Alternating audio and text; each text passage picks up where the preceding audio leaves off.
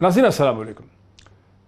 नाज़रीन, जैसा कि आप देख रहे हैं टेलीविज़न स्क्रीन से और अखबारात से भी कि वफाकी हुकूमत और सिंध हुकूमत के दरमियान जो इख्तलाफात हैं, लॉकडाउन्स को ख़त्म करने के हवाले से, मार्केट्स को खोलने के हवाले से, ख़ास करके सुप्रीम कोर्ट ऑफ पाकिस्तान के फ़ैसले के बाद उनमें पहले से कहीं ज़्यादा तेज़ी और तुंदी हमें नज़र आती है।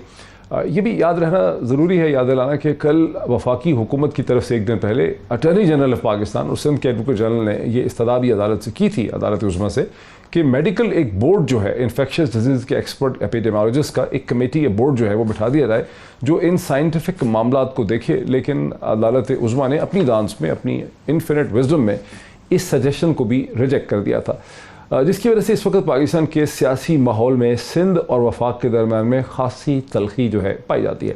ताहम वफाक के और मेन अपोजिशन पार्टी PMLN के भी कोई ताल्लुकात बहुत अच्छे नहीं है। जब अब से एक दिन पहले पाकिस्तान के नए इंफॉर्मेशन मिनिस्टर जनाब शिबली फराज साहब ने बाकायदा बहुत ही वाशगाफ अल्फाज में, वरना उनका जो टोन और मैनर है वो इतना सख्त होता नहीं, लेकिन बहुत ही सख्त अंदाज में उन्होंने शहबाज शरीफ साहब पे तनकीद की। उन्होंने कहा शहबाज शरीफ साहब को वो वॉच लिस्ट पे भी हैं, उन्हें नो फ्लाई लिस्ट पे भी डाला जा सकता है, और शहजाद अकबर साहब की इससे पहले की जो स्टेटमेंट्स और क्लेम्स हैं उन्हें पाकिस्तान के इंफॉर्मेशन मिनिस्टर शिबली फराज साहब ने दोहराया ये कह के कि हमारे पास इस किस्म के शवाहिद हैं कि शहबाज शरीफ साहब जो हैं वो बच नहीं सकते।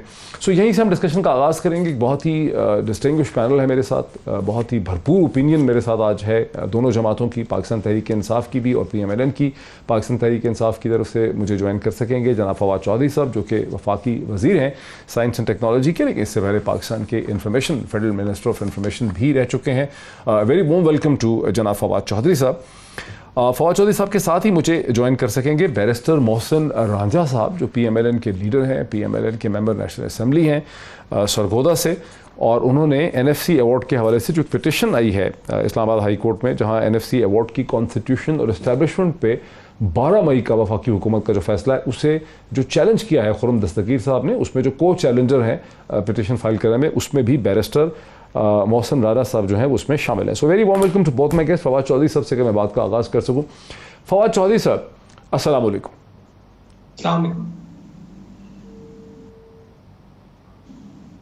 फवाद साहब, ये एकदम जबकि कोरोना के हवाले से मामलात में पहले ही सिंध के साथ इतनी तलखी थी, क्या वजह है कि आपकी हुकूमत ने अपनी तोपों का रुख जो है, धाने जो हैं, वो शहबाज शरीफ साहब की तरफ खोल दी? इसकी क्या वजह है? मेरा नहीं ख्याल कोई खास इसमें कोई इजाफा हुआ है या कमी हुई है। ये तो वही मामलात हैं जो पहले से चलते आ रहे हैं, और ये जो मामलात हैं इसके मुताबिक ही जो है वो बात हो रही है। एहतसाब की बात के ऊपर पहले भी एक एम्फेसिस रहा है हुकूमत का और PTI का, वो एम्फेसिस जो है वो अब भी जारी रहेगा।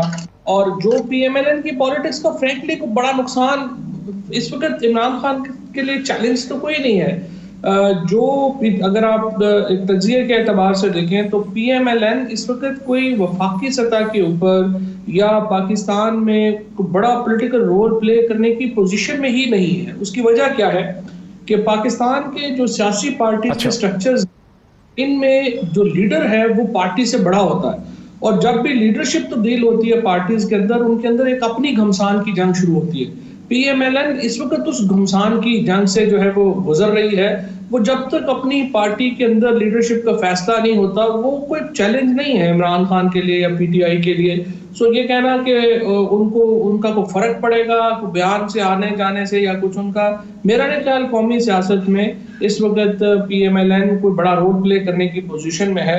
जब वो अपनी लीडरशिप का रोल तय कर लेंगे, उनका पता चल जाएगा कि लीड शहबाज शरीफ साहब कर रहे हैं, मरियम नवाज कर रही हैं, शाहिद खान ने करना है, किसने करना है, और मोहसिन रांझा साहब को भी पता चल जाएगा कि वो किस ग्रुप के साथ उन्होंने अपना वजन डालना है, फिर वो कौमी सियासत में अपना कोई किरदार अदा करने की पोजीशन में होंगे।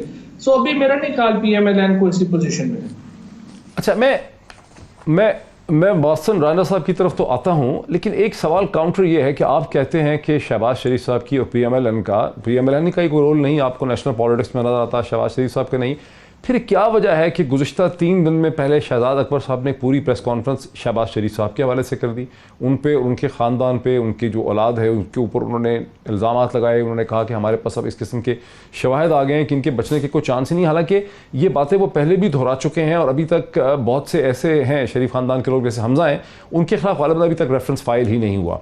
तो रेफरेंस फ़ाइल होना जो है वह मेन चीज़ है। फिर उसके बाद उस पर बात नहीं रुकी, बल्कि पाकिस्तान के इंफॉर्मेशन मिनिस्टर जो हैं शिबली फराज साहब, उन्होंने भी पॉइंटेडली शहबाज शरीफ साहब को उन्होंने कहा कि जनाब वो तो हुकूमत और इलेक्शन करवाने की बात है। तो शहबाज शरीफ साहब 2 दफ़ा कम से कम बहुत हाईएस्ट लेवल पे गवर्नमेंट ने उनके इशू को एड्रेस किया। अगर वो इस लेवल पे स्टेज पे अहम नहीं है फवाद चौधरी साहब, तो फिर ऐसा क्यों हो रहा है? देखिए, पहली बात तो ये है कि मैं ये समझता हूँ कि जो एहतसाब का अमल है उसमें ये जो नए केसेस खोलना है इसकी कोई फ्रेंकली बहुत बड़ी अहमियत नहीं है। लोग ये समझते हैं कि जो केसेस पहले शहबाज शरीफ साहब पे, नवाज शरीफ पे उन्हें कंक्लूड होना चाहिए। और देखिए 2 साल के बाद ये जो इम्पोर्टेंट बात ये है जिससे पीटीआई का वर्कर हो, मैं प्राइम मिनिस्टर साहब का भी कह सकता हूँ, हाँ, जो मायूसी है वो ये है कि ये सारे 2+2 के केसेस हैं। फ्रैंकली ये इनके ऊपर एक भी ये कहते हैं जब आके कि हमारे ऊपर इंतकामी कार्रवाई की गई है, या ये कहते हैं कि ये केसेस जो है वो सही नहीं बने हुए, ये बिल्कुल झूठ है। उसकी वजह ये है कि जो केसेस भी नवाज शरीफ साहब पे, शहबाज शरीफ पे और इनके ऊपर बने हैं वो बिल्कुल सच्चे केसेस हैं। और प्रॉब्लम ये है वो कंक्लूड नहीं हो रहे, वो जो भी कंक्लूड नहीं हो रहे उसमें नैब का कसूर हो, किसी का कसूर हमारे साथ लगा। मैं सिर्फ एक पॉइंट आपकी इजाजत से कंक्लूड करना चाहता हूं। पहले देखें, पीटीआई के वर्कर की हैसियत से, पाकिस्तान के सिटीजन की हैसियत से मेरा इंटरेस्ट 2 है। एक तो ये कि जो इल्जामात हमने लगाए हैं हमें पता है कि वो इल्जामात बिल्कुल सही है, लेकिन लोग समझते हैं कि वो इल्जामात या कंक्लूड होना चाहिए, पाकिस्तान में नहीं आए। अगर नहीं आए तो उसकी क्या वजह है? ये केसेस कंक्लूड क्यों नहीं हो रहे? अगर नहीं हो रहे तो इसमें हमारा क्या कसूर है? बैरिस्टर मोहसिन राना साहब, ये जो पीटीआई की हुकूमत को, वफाकी हुकूमत की बातों से ऐसा लगता है कि उनको खतरा है कि शहबाज शरीफ साहब जो थोड़ा चंद हफ्ते पहले ही बरतानिया से वापस आए हैं वो मुल्क से फरार होने की कोशिश करेंगे। यही वजह है कि पीटीआई के मिनिस्टर बाशमूल इंफॉर्मेशन मिनिस्टर भी और दूसरे मिनिस्टर भी अब ये कह रहे हैं कि शहबाज शरीफ साहब को, यानी शेख रशीद ने कहा है, फ्रांस रेलवे मिनिस्टर ने, कि शहबाज शरीफ जो हैं वो वॉच पे भी हैं और उनको नो फ्लाई लिस्ट पर डाला जा सकता है, बिकॉज खतरा है कि शहबाज शरीफ साहब यहाँ से बाहर निकल जाने की कोशिश करेंगे। इस पर क्या रद्द अमल है आपका? देखिए, बहुत शुक्रिया डॉक्टर साहब। मैं एक वाज़िया बता दूं कि देखें, जो जहाँ तक इस चीज़ का सवाल उठता है कि शहबाज शरीफ साहब बाहर निकल जाएंगे या बाहर चले जाएंगे, तो उस चीज़ का तो सवाल ही नहीं पैदा होता। अगर उन्होंने बाहर जाना होता वापस तो वो आते ही क्यों? और अगर वो अब आ गए हैं और वो मुकदमात का भी सामना कर रहे हैं, वो अदालत में भी जा रहे हैं, वो उसके बाद नैब की तफ्तीश में भी हिस्सा ले रहे हैं, सवाल जवाब हो रहे हैं, ठीक है। अब ये जो बातें हो रही हैं, जो प्रेस कॉन्फ्रेंसेस हो रही हैं, ये तो कोई फ़ायदा नहीं है। ये तो पाकिस्तान का जो सरकारी ख़जाने का जो पैसा है वो ज़ाया किया जा रहा है, इंफॉर्मेशन मिनिस्ट्री के वसाइल ज़ाया किए जा रहे हैं, पीआईडी के वसाइल ज़ाया किए जा रहे हैं। और एक शहजाद अकबर साहब की घिसी पट्टी कहानी ये बेकार है, ये क्यों कहते हैं? 2 साल से सुन रही है, वही घसी पट्टी कहानी हम सारे सुन रहे हैं और वही चीज सामने आ रही है। अभी तक अगर कोई चीज है तो अदालत में जाएं। आप कह रहे हैं कि बेकार एक्सरसाइज है, तो ये क्यों कर रहे हैं फिर? ये अगर ये एक्सरसाइज बेकार है बैरिस्टर साहब, तो फिर ये क्यों कर रहे हैं बार-बार ये एक्सरसाइज? ये 2+2 4 वाली बात की है आपने डॉक्टर साहब। ये सबको पता है, आटे चीने की रिपोर्ट आ चुकी है। अब आटा चीनी की जो रिपोर्ट है वो हुकूमत की अपने सफ़ों में बैठे हुए लोग हैं जिनके ऊपर करप्शन के इल्ज़ामात हैं। आज आप देखें, नूरुल हक कादरी साहब के ऊपर भी नैब ने इंक्वायरी खोल दी है। आने वाले वक्त में हुकूमती कई ऐसे लोग हैं जिनके खिलाफ कार्रवाइयाँ की जाएंगी, तो ये वो कार्रवाइयाँ हुकूमत को होती हुई नज़र आ रही हैं। तो आई वॉश के तौर पे फिर लीडर ऑफ द अपोजिशन के ऊपर एक सिलसिला चलाया गया है, जो मैं समझता हूँ कि असल में आवाम की तवज्जो, और दूसरी साथ में कोरोना की भी सूरत हाल है। कोरोना के मामले में गवर्नमेंट नाकाम हो चुकी है, सुप्रीम कोर्ट जो है वो फ्रंट लाइन पे आ चुकी है। और बल्कि मैं तो आज फवाद साहब को देख रहा हूँ, मुझे इनके चेहरे पे नूर नज़र आ रहा है। पहले इनको रोज़ इंफॉर्मेशन मिनिस्ट्री में बैठ के झूठ को सच करना पड़ता था। अब देखें माशाल्लाह कितनी अच्छी मिनिस्ट्री अपनी चला रहे हैं। और मैं कहता हूँ कि ये आजकल उन वुज़रा में हैं जो वाकई काम कर रहे हैं। चंद एक वुज़रा हैं मैं तो इनको बल्कि कहूँगा कि थोड़ा सा काम का तरीका वज़ीर आज़म साहब को भी सिखा दें और बुज़दार साहब को भी सिखा दें। और ये जो बाकी सिलसिला हुकूमती नुमाइंदों का है वो तो झूठ बोलना है, हुकूमत को बेजा दफा करना, हुकूमत की सारी गलतियों के ऊपर पर्दा डालना। शिबली फराज साहब, जरा अहमद फराज साहब के बेटे, जरा फवाद साहब को आने दें और अब मैं उनको जब देखता हूँ कि वो किस काम पे लग गए तो मुझे खुद यकीन करे बड़ा अफसोस होता है। जरा फवाद चौधरी साहब का इस पे मुझे रिस्पांस लेने दीजिए। फाचा साहब, एक बात तो बैरिस्टर शाहनवाज साहब ने बड़ी ऐसी की जो दिल को लगती है कि शहबाज शरीफ साहब ने दोबारा फरार होना होता, वो डर रहे होते केसेस से, तो वो चंद हफ्ते पहले ही तो बाहर से आए इतनी देर रह के, वो क्यों यहाँ से फरार होंगे? ये क्यों कह रहे हैं शिबली फराज साहब कि उनको नो फ्लाई लिस्ट पे डाला जा सकता है, वो वॉच लिस्ट पे हैं? क्यों कह रहे हैं शेख रशीद इस किस्म की बातें? क्या वजह है? देखिए, पहली बात तो यह है कि ये जो मौसम कह रहे हैं कि जी वो उन्होंने वापस जो है जाने का सवाल ही पैदा नहीं होता, तो ये तो जब भी फरार हुए हैं उनसे पहले उन्होंने यही बातें करी हैं कि ये तो बिल्कुल कहीं नहीं जाएंगे, ये तो यही होंगे। आप अगर कोई याद होगा 2002 में जब सऊदी अरेबिया की डील होने से पहले जो नैरेटिव था PMLN का, वो भी यही था कि सवाल ही पैदा नहीं होता, हम यहाँ मुकाबला करेंगे। वोट को इज्जत दो वाला जब नारा लगा रहे थे उस वक्त भी जो है वो यही नैरेटिव था कि सवाल ही पैदा नहीं होता, हम यही हैं। उसके बाद फिर जब नवाज शरीफ साहब का आया, उन्होंने कहा सवाल ही पैदा नहीं होता, ये बाहर चले जाएं, तो वो सारे तो ये इतनी दफा ये कह के बाहर चले गए कि अब तो ये बात इनको करनी ही नहीं चाहिए। लिहाजा ये कहना कि शहबाज शरीफ साहब बाहर नहीं जाएंगे और वापस आएंगे, ये देखिए इसके कोई चांसेस नहीं है, कोई पता नहीं है कि वो आएंगे या जाएंगे, ये वो उनकी डील पे डिपेंड करता है। क्योंकि PMLN ने अपनी सारी जो पॉलिटिक्स की है अपने पैदाइश से लेकर के अब तक, वो सारी डील की पॉलिटिक्स ही की है। तो वो जाहिर है कि अपनी डील की देखेंगे, अगर उनकी डील बनती है तो सही है, नहीं बनती तो वो फिर वापस नहीं आएंगे, बड़ी सिंपल बात है। और इसलिए ये लेकिन ऐसा क्या ढूंढ लिया आपकी हुकूमत ने जो अब तक नहीं ढूंढ पाए थे 2 बरस में कि शहबाज शरीफ साहब उससे खौफजदा होकर यहाँ से फरार हो जाएंगे? ऐसा क्या ढूंढ लिया? नहीं, वो पहले वाले देखिए, मैं एक बात के ऊपर जो है ना, मैं frankly I am not very convinced कि ये जो हमारे प्रोसिक्यूशन का मामला चल रहा है, आप देखिए लोगों का एतमाद उठ जाता है जब हम ये देखते हैं कि इतने हाई प्रोफाइल केसेस जो हैं वो कंक्लूड नहीं हो पाते। उसकी जो भी वजह हो, उसका इन्वेस्टिगेशन हो, उसकी प्रोसिक्यूशन हो, आप जब एक हाई प्रोफाइल केसेस जब इस तरह के दायर करें और वो रिजल्ट ना ओरिएंटेड ना हो, फिर उससे लोग जो है उनका एक हुकूमत से, निज़ाम इंसाफ से और एक आ जाता है कि यार ये क्या तमाशा लगा हुआ है, रोज इतना हाई प्रोफाइल केस है, हम इतना 3 साल वो पैनामा में बोल बोल के थक गए, आखिर में आके मरियम नवाज का पता चला कि जो उनकी जो जिसके ऊपर उनका सारा केस था कि उन्होंने वो झूठी डीड पेश की, पता लगा उसका चार्ज फ्रेम नहीं हुआ। तो आप देखें ना, अगर इस तरह से प्रोसिक्यूशन होनी है और इस तरह से अपना जो है वो लोगों ने अपना इनकंक्लूसिव रहने हैं केसेस, फिर तो प्रोसिक्यूशन को इफेक्टिव बनाना तो आपकी जिम्मेदारी है। देखिए, ये एक बड़ा अनफॉर्चुनेट अगेन ट्रिकी सिचुएशन है कि नैब का जो इदारा है वो कोई भी इदारा हमारा बनाया हुआ नहीं है, सारा PMLN और पीपल्स पार्टी का तश्कील दिया हुआ इदारा है। चेयरमैन से लेके चपड़ासी तक एक भी भर्ती हमारी नहीं है। जो इन्वेस्टिगेशन हुई केसेस की, ना हमारे दौर में शुरू हुए, ना हमारे इन्वेस्टिगेशन से कोई ताल्लुक है। प्रोसिक्यूशन उनका अपना है, कोई ताल्लुक नहीं है।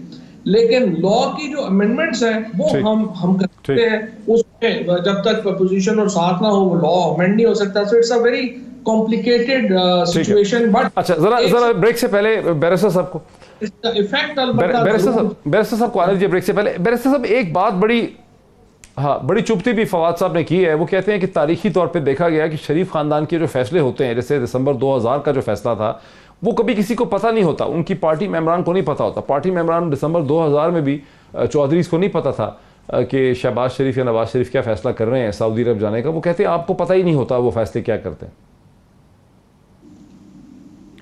देखिए, जहाँ तक उनका फैसलों का ताल्लुक है तो हमारा तो एक बड़ा वाज़िया सा है और हम यही बात करते आए हैं और अभी भी ये बात करते हैं कि अगर इस मुल्क में हमने सियासत करनी तो इस मुल्क में रहना पड़ेगा।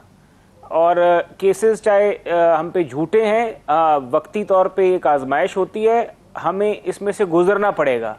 और पाकिस्तान की जो सियासत है इसमें रहने की और बदकिस्मती है बड़ी कि इसमें एक कीमत अदा करनी पड़ती है, चाहे आप बेगुनाह भी क्यों ना हों। और फवाद चौधरी साहब भी अब बैठे हुए, और इनको भी ये पता है कि मैं जो बात कर रहा हूँ कि नैब के कानून को अगर अमेंड नहीं करेंगे तो ये एक ऐसा टूल है जो आने वाले वक्त में, बल्कि अभी से इनकी काबीना में बैठे हुए लोगों के खिलाफ इस्तेमाल होना शुरू हो गया है। तो अनफॉर्चुनेट है, लेकिन हम बिल्कुल कहीं पे नहीं जाने वाले, बिल्कुल सामना करेंगे, डट के सामना करेंगे, और फिर जो होगा देखा जाएगा। अच्छा, मुझे एक ब्रेक लेने दीजिए। बड़ा दिलचस्प आर्गूमेंट है बैरिस्टर मौसम साहब की तरफ से कि नैब का कानून जब तक तब्दीली होगी, एक ऐसा टूल है जो किसी भी हुकूमत और किसी भी पॉलिटिकल एंटिटी के खिलाफ इस्तेमाल हो सकता है, और इसका इस्तेमाल अभी से पीटीआई की कैबिनेट के खिलाफ शुरू हो गया। बड़े मानाखीज किस्म के ये अल्फाज हैं। यहाँ एक ब्रेक लेते हैं, ब्रेक के बाद डिस्कशन को आगे बढ़ाते हैं आफ्टर द ब्रेक। नाज़रीन, वेलकम बैक। नाज़रीन, आपको याद दिलाऊंगा कि इस वक्त इस नशिस्त में, इस प्रोग्राम में पाकिस्तान तहरीक इंसाफ हुक्मरान जमात और उनकी जो मेन अपोजिशन है PMLN, दोनों के बहुत ही की जो रिप्रेजेंटेटिव नुमाइंदे हैं। यानी एक तरफ से फवाद चौधरी साहब जो कि साइंस और साइंस एंड टेक्नोलॉजी के मिनिस्टर हैं, इससे पहले पाकिस्तान के इंफॉर्मेशन मिनिस्टर रह चुके हैं, वो मेरे साथ हैं। दूसरी तरफ से बैरिस्टर मोहसिन रांझा साहब जो हैं, जो ना सिर्फ MNA है बल्कि अभी जो पिटिशन 10th NFC अवार्ड के हवाले से इस्लामाबाद हाई कोर्ट के सामने आई है खुर्रम दस्तगीर साहब की, उसमें भी बैरिस्टर मोहसिन रांझा जो हैं वो को पिटिशनर हैं। दोनों बहुत इंपॉर्टेंट वॉइसेस हैं अपनी अपनी पार्टी की। ये मेरे साथ हैं। फवाद चौधरी साहब, बहुत दिलचस्प बात की बैरिस्टर मोहसिन रांझा ने, खासी जुमानी वो बात थी। उन्होंने कहा कि नैब के कानून में अगर तब्दीली न की गई तो बहुत जल्दी, बल्कि बहुत जल्दी क्या, ये ऑलरेडी नैब का कानून एक ऐसा टूल है जो PTI की कैबिनेट मेंबर्स के ख़िलाफ़ इस्तेमाल होना शुरू हो गया है। मतलब फ्यूचर ही नहीं है, अभी से शुरू हो गया। अब हम ये भी जानते हैं कि ख़ुद PTI के अंदर ये डिज़ायर है कि नैब के कवानीन में तब्दीली की जाए, कुछ तब्दीली की भी है। नैब की परफॉर्मेंस से क्या आप सेटिस्फाइड हैं? नहीं सेटिस्फाइड हैं तो क्या तब्दील करना चाहते हैं? और अगर नहीं है तो फिर नैब के एक्शंस की जिम्मेदारी जो है, रिस्पॉन्सिबिलिटी, उसको ओन क्यों कर लेती है आपकी पार्टी? नहीं, ओन की बात नहीं है। पहली बात तो यह देखें, दो हिस्से हैं। एक हिस्सा ये है, पहले तो आप इस चीज को अप्रिशिएट करिए कि इमरान खान के आने से पहले जो राइज है इमरान खान का पाकिस्तान पॉलिटिक्स, वो ये एक ऐसे सर्कमस्टांसेस में हुआ था, हालात में हुआ था जब पाकिस्तान में करप्शन तो नॉर्म थी। सारे लोग तो ये कहते थे कि चले यार, कोई नहीं खाता है तो लगाता भी तो है ना। तो ये तो एक आम कंडेमिनेशन ऑन करप्शन पाकिस्तान में खत्म ही हो गया था, कोई इशू ही नहीं था। इमरान खान ने पाकिस्तान में करप्शन को, तो क्या आपकी नॉर्म चेंज हो गई है? नहीं, मैं आपको पहला पॉइंट, क्या आपकी नॉर्म चेंज हुई है? इमरान खान ने जो इस करप्शन को पाकिस्तान में as a political tool, as an evil जो है वो इसको किया, और इमरान खान की और PTI की वजह से पाकिस्तान में करप्शन जो है वो एक इशू बना, पॉलिटिकल इशू बना। सो जो हालात हैं, सर्कमस्टांसेस हैं जिनमें इतने बड़े बड़े करप्शन के स्कैंडल पकड़े गए, जिसमें PMLN के लोग पकड़े गए, ये इमरान खान की पॉलिटिक्स की वजह से मुमकिन हुआ, वरना तो मुमकिन ही नहीं था। सेकंड पॉइंट जो है वो ये है कि क्या नैब जो कारकर्दगी उनकी बिल्कुल खराब है? Answer is no. काफी नैब ने, स्पेशली जब से ये चेयरमैन जावेद इकबाल साहब आए हैं, इन्होंने काफी बड़े बड़े केसेस जो हैं उनको पकड़ा है, मंतकी इंजाम तक पहुंचाया है। लेकिन क्या नैब की कारकर्दगी आइडियल है? Answer is no.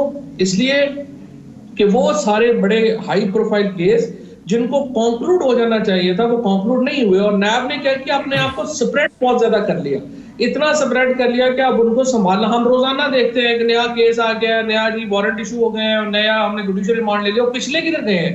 आप पिछले केसेस को कंक्लूड करें, उनके एम्फेसिस करें, उसके साथ ठीक है कोई नया आता है उसको भी करते जाए, लेकिन उससे एक नॉन सीरियसनेस का तासुर जो है वो, जो राजा साहब कह रहे हैं कि ये हवाओं का रुख बदल सकता है, तोपों का रुख आपकी तरफ, जो खुद जो चेयरमैन नैब ने एक दफ़ा कहा था ना, जो बड़ा जुमला बन गया था, बड़ा नारा बन गया था कि तो हवाओं का रुख बदल रहा है। रांझा साहब तो उस तरफ इशारा करते हैं ना कि आपके अब कैबिनेट मेंबर्स की तरफ भी नैब की तोपों के धाने खुल सकते हैं। उसका जवाब नहीं दिया आपने। देखिए, पहली बात तो ये है ना कि नैब का ये काम नहीं है कि वो तोपों के रुख बदले या हवाओं के रुख बदले। आप कह रहे हैं कि नैब का ये काम नहीं है, लेकिन रांझा साहब तो ये कह रहे हैं कि नैब एक काला किस्म का कानून या एक टूल है जिसे सबके खिलाफ इस्तेमाल किया जाता है। बहुत जल्दी आपके खिलाफ भी, आपकी भी बारी है। देखिए, फ्रैंकली बात यह है कि पाकिस्तान में पॉलिटिकल विक्टिमाइजेशन की एक तारीख है, और मोहसिन की इस बात से जो है अपना डिफरेंस करना कि पाकिस्तान में ऐसा नहीं हुआ, ये तो मुश्किल है। ज़ाहिर है वो सही कह रहे हैं कि यहाँ पे कीमत भी अदा करनी पड़ी है और हमेशा जो है वो चीज़ें होती भी ऐसे ही हैं। लेकिन देखिए इसमें बहुत बड़ा कसूर हमारे अपने पॉलिटिशियंस का है। फॉर एग्जाम्पल PMLN, ये पहली बात तो ये कि देखिए 5 साल PMLN के गुजरे, PMLN ने इसमें रिफॉर्म नहीं किया। पीपल्स पार्टी के 5 साल हुए, नहीं रिफॉर्म किया। अब भी PMLN, पीपल्स पार्टी और कई हद तक PTI में भी हम सारे जो है इसके ऊपर तनकीद करते हैं। इसको हम कहते हैं कि लॉ ठीक नहीं है, अकाउंटेबिलिटी ठीक नहीं है। लेकिन देखिए एक ऐसा निजाम भी तो पॉलिटिशियन वजह करे ना कि जिसके ऊपर कोई उंगली ना उठा सके और ये भी तय हो कि बड़े आदमी पे केस बनेगा तो वो फिर कॉन्क्लूड होगा। पहली बात तो गलत केस नहीं बनेगा, और अगर सही केस बनेगा तो वो कॉन्क्लूड होगा। इस वक्त दो मसले बन रहे हैं ना, एक तो ये है कि गलत केस बन रहे हैं, दूसरा ये है कि जहाँ केस सही भी है वहां पे वो केस जो है वो अपनी मंजिल पे नहीं पहुंचता और लोग जो है वो फिर जाते हैं। लिहाजा दोनों चीजों को दैट्स एन इंपॉर्टेंट पॉइंट। ठीक है, ये बड़ा आपने अहम, ये बड़ा इंटरेस्टिंग आपने पॉइंट उठाया। इससे पहले कि हम NST की तरफ जाएं, रांझा साहब मुझे ये बताएं कि फवाद चौधरी से आप क्या चाहेंगे as cabinet minister of PTI कि आप जब कहते हैं कि नैब के कानून में तब्दीली होनी चाहिए, किस चीज पे आप चाहेंगे, एक या दो नुक्तों पे कि फवाद चौधरी आपसे एग्री कर लें? प्रोपोजल क्या आपका? देखिए मैं ये चाहता हूं कि करप्शन की बिल्कुल होनी चाहिए और कोई पाकिस्तान का पैसा जिसने भी खाया हो उसका करप्शन होनी चाहिए या करप्शन का एहतसाब होना चाहिए? कहता हूं कि एक क्लैरिटी है, ठीक, लेकिन एहतसाब और ये जो प्रोसेस है इसको मिसयूज नहीं होना चाहिए। अब आप ये देखिए कि इसको मिसयूज को रोकने के लिए तरीकाकार ये है कि आप जब भी सबूत लेके आए, चेयरमैन नैब जो है उनके ऊपर हमेशा इल्जामात लग जाते हैं कि वहाँ पे प्रेशर चलता है, वहाँ पे हुकूमत जो है अपना जोर डाल के अपने मर्जी के फैसले करवा लेती है और फिर रेफरेंसेस बनाए जाते हैं। उस चीज़ से आज़ाद कर दें आप चेयरमैन नैब को। आप वो इख्तियार एक हाई कोर्ट के जज को दे दें या 2 जजेस को दे दें कि जब भी नैब किसी बंदे को गिरफ्तार करना चाहती है तो गिरफ्तारी से पहले उस सारे जो गिरफ्तारी की वजूहात हैं वो लेके अदालत में आए रखे कि जी ये वजूहात हैं, ये बंदा रिकॉर्ड के साथ टेम्पर कर सकता है, ये बंदा पाकिस्तान से बाहर भाग जाएगा, और अगर वो बंदा अपनी जमानत और श्योरिटी बॉन्ड्स जमा कराने के लिए तैयार हो तो आप उसको बेजा गिरफ्तार ना करें। जब देखिए आप बेजा नैब गिरफ्तार नहीं करेगी तो पॉलिटिकल विक्टिमाइजेशन जो चीज है वो खत्म हो जाएगी। और रिमांड जो है अगर आपका केस मुकम्मल एक तो ये प्रपोजल अब देखिए ना, एक प्रपोजल ये है 90 डेज जो है, अगर आईओ ने सही तरीके से अपना काम किया। मैं नैब के कई आईओस के साथ हमने एक केस भी किया था, बहुत फेमस केस था, मैं उस वक्त वकालत करता था, मैं बैंक ऑफ पंजाब का वकील था। नैब के लड़कों ने बड़ा अच्छा काम किया था हमारे साथ मिलके और उन्होंने बड़ा अच्छा केस को 5-6 अरब रुपए की हमने रिकवरी भी की थी। तो या तो आप उस तरह से केस कर लें, और अगर आपका केस नहीं बनता तो फिर मेरे ख्याल से 90 दिन की तफ्तीश। नहीं, सजेशन क्या है? दूसरी सजेशन क्या है फवाद के लिए? क्या सजेशन है आपकी? एक तो आ गई, दूसरी सजेशन ये है कि 90 दिन का रिमांड जो है, 90 दिन का रिमांड जो है वो नहीं होना चाहिए, 14 दिन का रिमांड होना चाहिए। चेयरमैन नैब से पावर ऑफ अरेस्ट लेके एक जुडिशियल फोरम फवाद चौधरी साहब, वहां पे फवाद चौधरी साहब, नैब के कानून में इस तरह की तब्दीली होनी चाहिए। वो ये कहते हैं कि नैब के हाई कोर्ट के 2 जज साहिबान के सामने नैब जाके अपनी एविडेंस रखे, कानून इस किस्म का होना चाहिए। अगर वो कन्विंस हों कि यहाँ पे इसकी गिरफ्तारी बनती है, फिर ये श्योरिटी बॉन्ड दे वगैरह। एक तो ये कानून में तब्दीली होनी चाहिए, दूसरा ये है कि 90 दिन तक डिटेंशन नहीं होनी चाहिए, 14 दिन तक होनी चाहिए। आपका क्या इसमें है जवाब? देखिए ये जो बातें हैं ना, ये डिटेल्स की बातें हैं। जो पहली बात तो ये है कि ये तो हो नहीं सकता ना, अगर जज जो है वो गिरफ्तारी का ऑर्डर देगा तो उसके बाद फिर बेल कैसे देगा? तो ये तो आप जज को जुडिशियल के बजाय आप एग्जीक्यूटिव फंक्शन जो है वो दे रहे हैं। ये गलत बहस है, इसमें मैं अभी जो है डिटेल्स में नहीं पढ़ना चाहता। पहली बात तो ये है, देखिए आज से 3 महीने पहले पार्लियामेंट में एक कमेटी बनी। उस कमेटी में ये हुआ कि पीपल्स पार्टी, PMLN और PTI ये फैसला किया गया कि नैब के कानून में आप अमेंडमेंट्स के लिए ड्राफ्ट डिस्कस करें।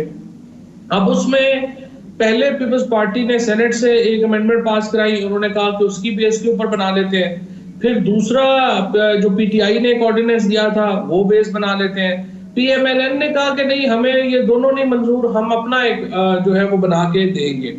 उसके बाद मैंने, बल्कि मोहसिन को भी याद होगा कि मैंने मोहसिन को ये कहा कि इस वक्त मौका है, आप अमेंडमेंट्स कर ले और एक ऐसा लॉ लेके आते हैं जिसमें के सेफगार्ड्स भी हो। जिस तरह मैंने आपको कहा कि 2 प्रॉब्लम्स हैं, एक तो ये कि ये कहते हैं कि केसेस गलत बनते हैं, दूसरा प्रॉब्लम ये है कि जो जेन्युइन केसेस हैं वो भी जो है वो पूरे मुकम्मल नहीं होते, कॉन्क्लूड नहीं होते। सो ये दोनों चीजों को हमने केटर करना है। सो उसके ऊपर अभी तक पीएमएलएन का ड्राफ्ट जो है वो ना पीपल्स पार्टी को मिला ना हमें मिला। अब अगर वो पीएमएलएन अपना ड्राफ्ट बना ले और वो उसको बेशक पब्लिक कर दे और उसके ऊपर डिबेट हो जाए तो फिर भी एक आप मूव कर सकते हैं, लेकिन अल्टीमेटली देखें इसमें पीपल्स पार्टी, पीएमएलएन और पीटीआई का एक मुश्तरका और मुत्तफिका ड्राफ्ट जो है वो बनना चाहिए और डेफिनेटली एक ऐसा एहतसाब का निजाम होना चाहिए और एजेंसी होनी चाहिए जिसके ऊपर आप इल्जाम ना लगा सके और फिर ये भी इल्जाम ना हो सके कि केस जो बने और वो कॉन्क्लूड ना हो। दोनों चीजें होनी चाहिए। अच्छा, बड़ी अच्छी बात है, बड़ी मुस्बत और बड़ी पॉजिटिव की सजेशन है और लगता यही है कि किसी न किसी स्टेज पे जाके तहरीक इंसाफ में और पीएमएलएन में और पीपीपी के दरमियान एक इत्तफाक हो सकता है कि करप्शन के खिलाफ एहतसाब भी हो और एजेंसी स्ट्रेंथन भी हो, लेकिन बेजा जो है वहाँ पे पॉलिटिकल विक्टिमाइजेशन ना हो। थोड़ा सा मैं इससे आगे निकलना चाहता हूँ। बैरिस्टर मोहसिन रांझा साहब, आप को पिटिशनर हैं खुर्रम दस्तगीर साहब के साथ 10th NSC अवार्ड की कॉन्स्टिट्यूशन के खिलाफ, लेकिन जो मैंने उसकी तफसीलात देखी हैं वहाँ आपने, और आप बैरिस्टर भी हैं, वकील भी हैं, एक टेक्निकल नुक्ता उठाया है कि प्राइम मिनिस्टर का जो एडवाइज़र है यानी हफीज़ शेख, वो NSC अवार्ड को कमेटी को हेड नहीं कर सकता, वो उसका मेंबर नहीं हो सकता। ये तो एक टेक्निकल नुक्ता है। क्या आप NSC का जो 10th कमीशन है, 10th NSC अवार्ड कमीशन है, कमीशन उसकी कॉन्स्टिट्यूशन को और इस चीज़ को कि सेंटर और प्रोविंसेस के दरमियान जो रिसोर्सेज की डिस्ट्रीब्यूशन है, जहां सेंटर को मिल रहे हैं 42% और प्रोविंसेस को मिल रहे हैं 58%, उस पर आप मुत्तफिक हैं आपकी जमात की भाई ये रीडिस्ट्रीब्यूशन पे गौर होना चाहिए? जी मैं डॉक्टर साहब उसमें एक मैं क्लैरिटी कर दूं कि मैं वकील हूं खुर्रम दस्तगीर साहब का, मैं उसमें को पिटिशनर नहीं हूं। हमारे वकला की टीम है जिसमें मैं भी हूं। ठीक हो गया। दूसरी बात यह है कि जहां तक हमने ये नुक्ता उठाया है, डॉक्टर हफीज शेख के ऊपर एतराज किया है।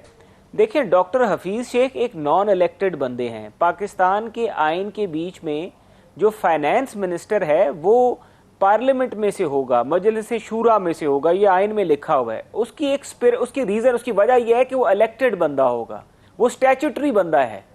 फवाद चौधरी साहब जो हैं ये एक स्टैट्यूटरी इनकी हैसियत है, क्योंकि ये इलेक्ट होके आए, ये अवाम से वोट लेके फिर ऐवान में और वहां से फिर ये अगर वजीर बनते हैं तो ये हमारे आइन में लिखा हुआ है। अब लेकिन राजा साहब, इससे फर्क क्या पड़ेगा जबकि गुज़िश्ता 1 बरस हो गया है हफीज शेख पाकिस्तान के डिफेक्टो, नहीं, लेकिन हफीज शेख साहब जो हैं वो तो गुज़िश्ता 1 बरस से पाकिस्तान के डिफेक्टो फाइनेंस मिनिस्टर के तौर पे ऑपरेट कर रहे हैं। वो अपना गवर्नर स्टेट बैंक भी लेकर आए हुए हैं, सारी पॉलिसी तो वही चला रहे हैं। अब आप कह रहे हैं कि नहीं, इस पर्टिकुलर पोजीशन में हफीज शेख को नहीं होना चाहिए। इससे फ़र्क क्या पड़ेगा? नुक्ता तो ठीक है आपका, लेकिन इससे फ़र्क क्या पड़ रहा है? सर देखिए, वो जब हुकूमत जाएगी तो वो अपना बैग उठाएंगे और वो चले जाएंगे पाकिस्तान से बाहर, और हम ढूंढते फिरेंगे फवाद चौधरी, तो फिर भी हमें जेल में मिल जाएगा सवाल जवाब के लिए। और हफीज शेख साहब को कौन ढूंढेगा? पाकिस्तान में मोइन कुरैशी साहब भी एक आए थे, बाहर से इंपोर्ट हमने किए थे, पता है वो आज कहां पर हैं। शौकत अजीज साहब भी हमने एक इंपोर्ट किए थे, आजकल हम ढूंढ सकते हैं वो कहां पर हैं। तो इसी तरह आपने हफीज शेख साहब भी इंपोर्ट किए हैं, और इनकी तो सारी की सारी काबीना, मैं तो कहता हूं कि इतने लायक लोग हैं इनके पास, ये बड़ा इंटरेस्टिंग है। उनमें से कोई वजीर बनाए। फवाद चौधरी साहब के लिए बहुत ही दिलचस्प सवाल है। एक छोटी सी मैं एक ब्रेक ले लूं, फिर वही तौर पे वापस आता हूं मैं, और फवाद चौधरी साहब का जवाब लेते हैं इसके ऊपर after the break. Welcome back. Fawad Chaudhry साहब, ये खासा दिलचस्प नुक्ता उठा दिया है बैरिस्टर मोहसिन रांझा साहब ने। वो कहते हैं कि शौकत अजीज साहब भी यहाँ पे होते थे, स्याह सफ़ेद के मालिक, वो फिर अपने सूटकेस में उन्होंने चीज़ें डाली, टाइयाँ और बैग, यहाँ से वो चले गए, अब कोई मालूम भी नहीं है कि वो किधर हैं। तो यही चीज़ हफीज शेख साहब ने करनी है। देखिए, बात यह है कि असूली तौर के ऊपर तो वाक़ईतन इलेक्टेड बंदा जो है उसको ही हेड करना चाहिए, लेकिन ये पाकिस्तान में एक रहा है हमेशा, जो फाइनेंस में पहले आपको याद है पीपल्स पार्टी के दौर में एक वी ए जाफरी साहब जो है वो फाइनेंस को जो है लीड करते थे। फिर काफ़ी देर इसहाक डार साहब जो थे, जब वो सेनेटर नहीं थे तो वो भी जो है वो लीड करते रहे। फिर यहाँ पे जो मिफ्ता इस्माइल जो है वो भी इलेक्टेड नहीं थे, फिर उनको जब तक वो लीड करते रहे। तो ये सारी जो चीज़ें हैं ये तो एक पाकिस्तान में है, और ये समझा जाता है कि एक्सपर्ट जो है वो करते हैं। मेरी अपनी वैसे प्रायोरिटी या नज़र में पॉलिटिशियंस जो हैं वो ज़्यादा इसलिए बेहतर होते हैं कि वो ग्रास रूट्स के साथ लगे होते हैं। ये लोग जो बाहर से ज़्यादातर आते हैं, ये बेसिकली फाइल से ज़्यादा इनका कंसर्न होता है ये जो है वो जमा करने और खर्च करने पे ज्यादा होते हैं, आम आदमी से इतने जुड़े नहीं होते। हफीज शेख साहब कल बताइए, जरूर मैं कहूँगा कि वो एक ऐसी फैमिली से उनका ताल्लुक है जो बड़ी ग्रासरूट्स की फैमिली है। पाकिस्तान बनाने में उनके बुजुर्गों का बड़ा रोल रहा, सिंध की पॉलिटिक्स में वो बड़े इंपॉर्टेंट खानदान से, खानवादे से ताल्लुक रखते हैं। तो वो उस तरह का टेक्नोक्रेट तो नहीं है जिस तरह के हैं, लेकिन ये चूंकि टेक्निकल नुकता है तो फ्रेंकली मैंने इसको बहुत गौर से देखा नहीं है अभी तक कॉन्स्टिट्यूशन में। ये भी आपने बात की। अच्छा, इसमें ठीक है फवाद चौधरी साहब मेरे साथ रहे, मैं एक और नुकता मेरे ज़हन में, बैरिस्टर मोहसिन राना साहब, ये फवाद चौधरी साहब ने जिक्र किया कि पीपल्स पार्टी के ज़माने में वी ए जाफरी साहब रहे हैं, फिर मिफ्ता इस्माइल साहब की भी शायद गालिबन इलेक्टेड पोजीशन नहीं थी। अब वी ए जाफरी हों, मिफ्ता इस्माइल हों, शौकत अजीज़ हों या डॉक्टर हफीज़ शेख हों, जो फैसले वो कर रहे हैं as a nominee of the federal government, वो फैसले तो अपनी जगह पे, इंसान की ज़िंदगी तो फ़नी है, इंसान सिर्फ दौड़ नहीं जाते, वो तो ज़िंदगी से भी चला जाता है, इंसान की ज़िंदगी की कोई गारंटी नहीं है। ये जो आर्गूमेंट है इसमें सब्सटेंस क्या है? अगर आज हफीज शेख हैं, कल को कोई और होगा, हफीज शेख फेडरल गवर्नमेंट को, वफाकी हुकूमत को, इलेक्टेड प्राइम मिनिस्टर को अगर रिप्रेजेंट करते हैं तो उससे आपको खतरा क्या है? मुझे ऐसा लग रहा है जैसे सब्सटेंटिवली कोई साबित नहीं, आप तो वकील हैं, समझ पाएंगे, यानी टेक्निकल इशू तो आपने निकाल लिया है कि भाई ये खिलाफवर्जी हो गई है कहीं आइन की, लेकिन सब्सटेंस क्या है इसमें? नहीं सर, देखें, पाकिस्तान का जो आइन है उसके पीछे जो आइन साज थे उन्होंने एक चीज़ सोची हुई थी। हमारी काबीना में लोग मुंतखब होके क्यों लिए जाते थे? हम तो आगे से हमने मजाक बना लिया ना। मैं अपनी गवर्नमेंट को भी उसमें डालूंगा, मैं भी ये कहूँगा कि हमें भी ये ज़्यादा ये स्पेशल असिस्टेंट्स की प्रैक्टिस नहीं करनी चाहिए। मैं तो खुद उसकी फेवर में नहीं। देखें, जो लोग इलेक्ट होके आते हैं वो अकाउंटेबल होते हैं। आपके SAPMs जो होते हैं वो अकाउंटेबल उस तरह से नहीं होते। मैंने बासियत फाइनेंस मिनिस्टर, अगर मैं ईवान में बैठा हूं, मैंने हल्फ लिया हुआ है। मुझे बताएं कि हफीज शेख साहब ने कोई हल्फ लिया हुआ है कि वो पाकिस्तान के आइन के साथ वफादारी करेंगे, पाकिस्तान के साथ वफादारी करेंगे? अगर हल्फ लिया हुआ है तो मुझे बता दें। मैंने तो हल्फ लिया हुआ है, फवाद चौधरी ने भी हल्फ लिया हुआ है। आप कह रहे हैं कि हफीज शेख साहब की कोई जिम्मेदारी सिरे से है ही नहीं है? He is a totally sir, उनकी तो इस पूरे आर्किटेक्चर में, ढांचे में हफीज शेख के बाकी जो SAPM है इनकी जिम्मेदारी नहीं है, उनका रोल वो आप नहीं है, उनकी कोई हैसियत। फाइनेंस मिनिस्टर जो है वो पाकिस्तान के मजलिस शूरा में से होना चाहिए, और वो इसीलिए मजलिस, क्योंकि उसने हल्फ लिया हुआ पाकिस्तान से वफादारी का। मैं वही तो बात कर रहा हूं कि बदकिस्मती है, हम जब से पाकिस्तान बना है हमने ऐसे ऐसे लोगों को ला के ऐसे ऐसे ओहदों पे बिठाया है और उनसे वो काम लिए कि आज हमें उनका नामो निशान नहीं नजर आता, लेकिन हमें उसका खमियाजा भुगतना पड़ रहा है। मुझे भुगतना पड़ रहा है, फवाद को भुगतना पड़ रहा है, आपको भुगतना पड़ रहा है, और इस कौम को भुगतना पड़ रहा है। हम कब तक ये मजाक करेंगे? अच्छा, हमें पाकिस्तान मैं थोड़ा सा प्रैक्टिकली समझना चाह रहा हूं, बिकॉज़ मैं टोटली मुझे समझ नहीं आ रहा। सोची थी फवाद चौधरी साहब, ये आप भी वकील हैं, बैरिस्टर साहब भी वकील हैं, और सुनने वाले इस वक्त हजारों लोग कम से कम ये चीज़ सुन रहे हैं। यानी अगर एक आदमी इलेक्टेड नहीं है लेकिन वो नॉमिनेट हो गया, SAPM या एडवाइजर है, तो वो फिर कोई ऐसी चीज़ कर देगा जो इलेक्टेड बंदा नहीं कर सकता, उसके ऊपर खौफ नहीं होगा, गिरफ्त नहीं होगी कानून की। ये है हमारा आर्गुमेंट यहाँ। उसने हल्फ ही नहीं लिया हुआ, पाकिस्तान का वजीर का एक हल्फ होता है, फाइनेंस मिनिस्टर का लफ्ज है, एडवाइजर का तो लफ्ज नहीं आया। देखिए, बात यह है कि ये जो स्कीम है उसमें मुख्तलिफ जो ऑफिसेज हैं उनकी मुख्तलिफ कॉनोटेशंस हैं और उसके मुख्तलिफ सिग्निफिकेंस है। और जाहिर है कि चूंकि हम पार्लियामेंट्री फॉर्म ऑफ गवर्नमेंट में हैं तो जो इलेक्टेड पार्लियामेंटेरियंस हैं उनका रोल जो है वो सुपीरियर है बनिस्बत नॉन इलेक्टेड जो लोग इंडक्ट किए जाएंगे। और जो नॉन इलेक्टेड लोग हैं उनको बेसिकली देखिए ना, हुकूमत में ये होता है कि आप एक एक्सपर्ट्स जो है उनकी राय होना फैसला साजी में बहुत अच्छी है और उसको होना चाहिए, लेकिन फैसला जो करना है वो फिर इलेक्टेड लोगों ने करना है। तो ये पार्लियामेंट्री डेमोक्रेसी में जो एक आई वुड से कि एक किया गया है डिफरेंशिएट कि फैसला साजी में आप नॉन इलेक्टेड लोगों को शामिल करें बट फैसला करने में शामिल ना करें। ये कॉन्स्टिट्यूशनल स्कीम में हमारा एक कॉन्स्टिट्यूशनल स्कीम का जो एक के जो हमारी है पार्लियामेंट्री फॉर्म की वो ये है। लेकिन ये अब देखना कि जो एडवाइजर है 5 एडवाइजर्स जो है वो कॉन्स्टिट्यूशनल पोजीशन है। तो ये अब देखना पड़ेगा कि कॉन्स्टिट्यूशनल पोजीशन जो है एडवाइजर की वो इक्वल है फेडरल इलेक्टेड फेडरल मिनिस्टर के या नहीं है। ये तो अब ज़ाहिर मामला कोर्ट में है और मोहसिन ने उसको रेज किया, देखते हैं वहां से क्या इस पे आता है वर्डिक्ट।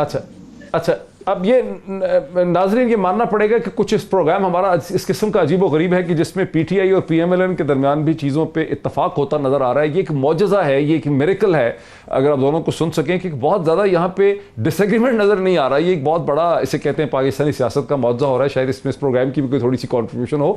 लेकिन राजा साहब, अगर ये आपका नुक्ता मान लिया जाए और हफीज शेख साहब के बजाय कोई और हो जाए, तो फिर बाकी आपको एनएफसी अवार्ड की जो डिस्ट्रीब्यूशन का इशू है कि वफाक को 42% मिल रहे हैं, सूबों को 58% मिल रहे हैं, उस पे आपकी पार्टी का क्या मौकफ है?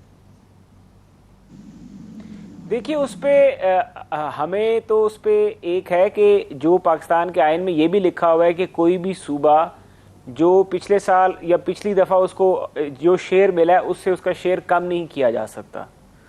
अब इस अवार्ड में कुछ ऐसी चीज़ें हैं, हमारी पार्टी रैशनल में बिलीव करती है। हमारी पार्टी इरैशनल बात नहीं करेगी। हमारी पार्टी ये ज़रूर देखेगी कि अगर कोई ऐसी चीज़ें हैं जहाँ पे वफाक की मदद होनी चाहिए वहाँ पे और रीज़नेबल चीज़ है तो वहाँ पे वफाक की मदद। हम तो गवर्नमेंट में नहीं है, लेकिन शहबाज शरीफ साहब जब वज़ीर आला पंजाब थे उन्होंने एनएफसी अवार्ड में बलूचिस्तान के की फेवर में उन्होंने पंजाब का शेयर कुछ हद तक फोरगो किया था।